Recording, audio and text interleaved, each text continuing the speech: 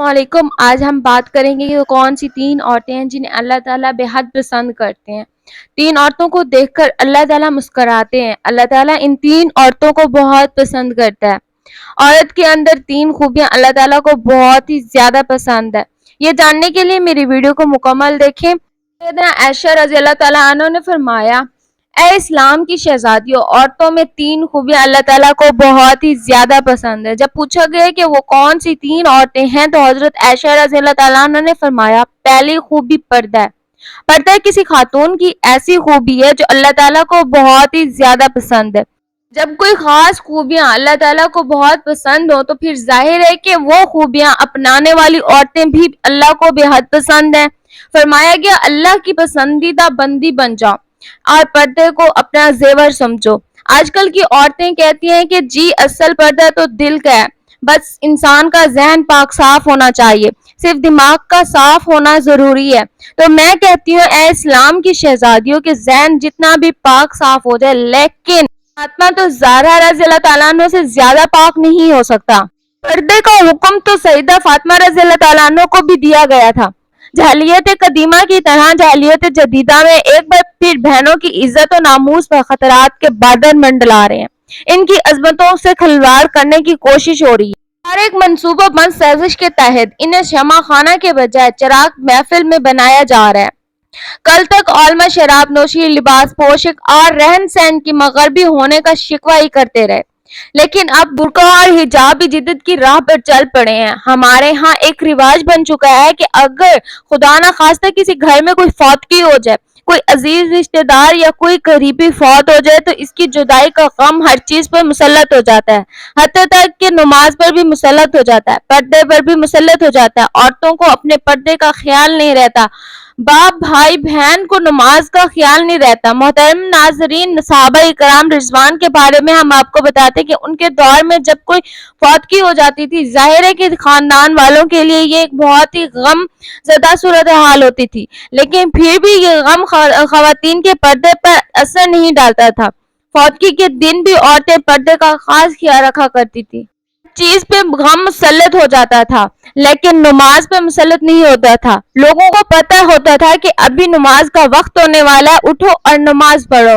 میت اکیلی پڑی رہتی تھی، کوئی پرواہ نہیں ہوتی تھی، لیکن وہ لوگ ہر حال میں نماز پڑھتے۔ اسلام کی ایک مقدس شہزادی کا واقعہ میں آپ کو بتاتی ہوں کہ اس کا ایک ہی بیٹا تھا، اکلوتا بیٹا تھا، اور وہ بھی اسلام و کفر کے معرکے میں شہید ہو گیا۔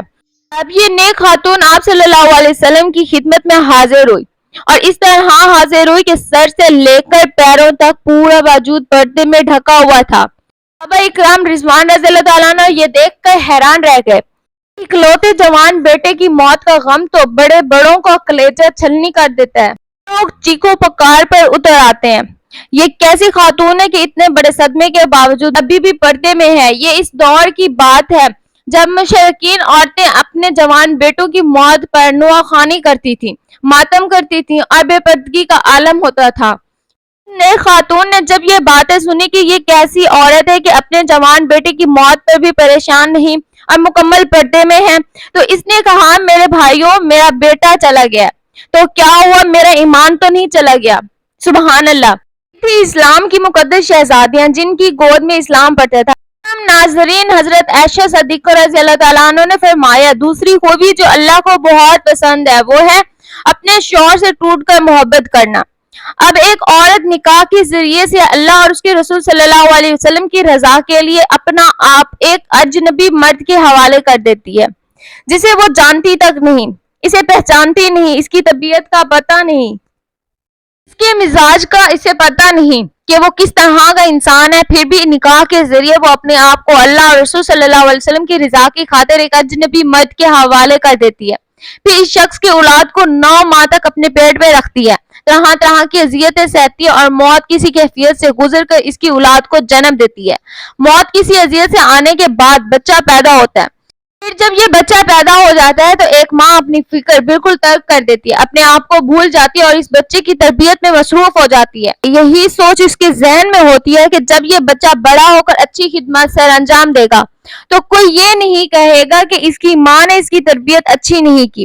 لیکن پھر ہوتا یوں ہے کہ جب وہ بچہ بڑا ہو کر اچھے کام کرتا ہے اور اچھی خدمات سر انجام دیتا ہے تو سبھی اس کے باپ کے نام کی تعریف کرتے ہیں۔ کوئی یہ نہیں کہتا کہ فلاں عورت نے، اس کی ماں نے اس کی تربیت اچھی کی ہے جس کی وجہ سے یہ بڑا انسان بنا ہے۔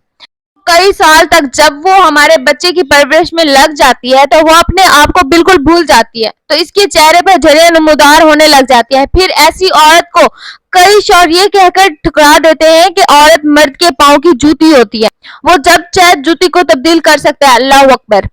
ایک بزرگ اور نیک انسان کی محفل میں لوگ بیٹھے ہوئے تھے، وہاں یہ بات چل رہی تھی کہ ایک مرد کہہ رہا تھا، کیا عورت مرد کی جوتی ہوتی ہے؟ مرد کو جہاں بھی اپنے مناسب سائز کی جوتی نظر آئے تو وہ بدل لے۔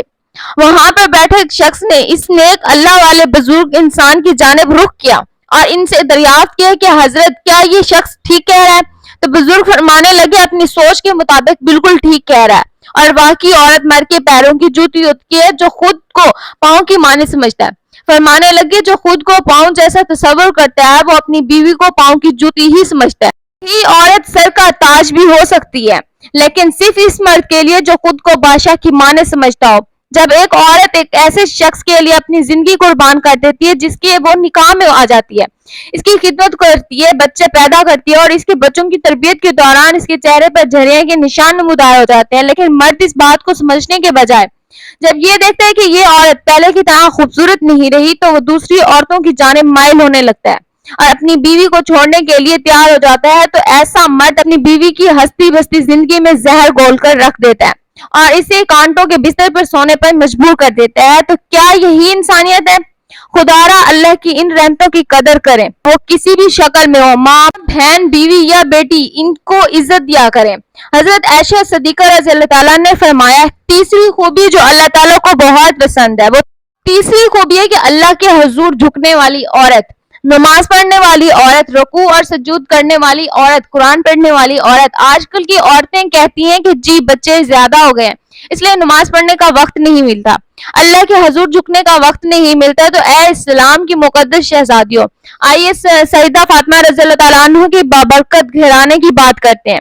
جنت کے سردار حسنین کا امین کی تربیت بھی ہو رہی ہے، حضرت علی رضی اللہ تعالیٰ عنہ کی خدمت بھی ہو رہی ہے، مہمانوں کو کھانے بھی پیش کیے جا رہے ہیں۔ جب رات ہوتی ہے تو حضرت سیدہ فاطمہ رضی اللہ تعالیٰ عنہ سونے کے بجائے، بستر بچھانے کے بجائے اللہ کے حضور مصلی بچھا لیتی ہیں، قیام کرتی ہے، رکوع کرتی ہیں، اور پھر جب سجدے میں جاتی ہیں تو ایک کے بعد دوسرا سجدہ ابھی مکمل نہیں ہوا ہوتا تو صبح ہو جاتی ہے۔ سبحان اللہ۔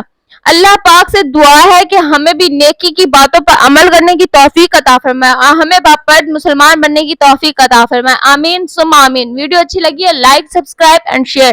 اس کے ساتھ مجھے دیجیے اجازت، اللہ حافظ۔